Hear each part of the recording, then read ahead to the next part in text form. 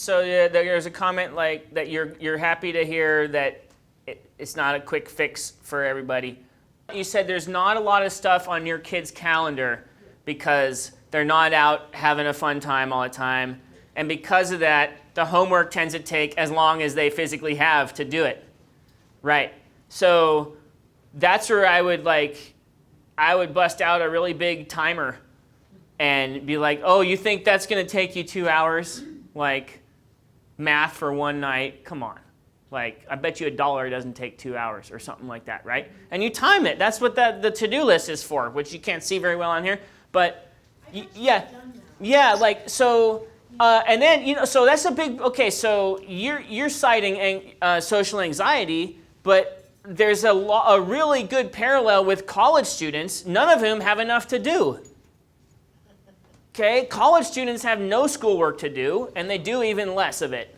Okay, they have all the time in the world, and that's why they get into trouble, right? Free time is your worst enemy in college, and when you have all the time in the world, you always have more time to do this thing. You can always put it off until it's super painful.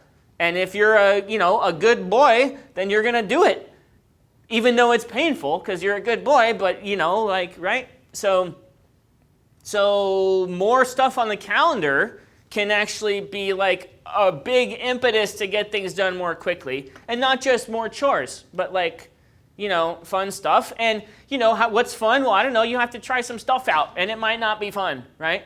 And don't be afraid to chuck it if it's not, and try a new thing, right? So more stuff on the calendar, like more restrictions, like don't let people do homework. No, you're not allowed to do homework after 8 p.m. You're not allowed. You're going to get, okay, so I'm getting C's and D's. Well, tough. Get the work done earlier, right? I mean, if it's because what's going to be more painful ultimately, like the grades or the lack of life skills?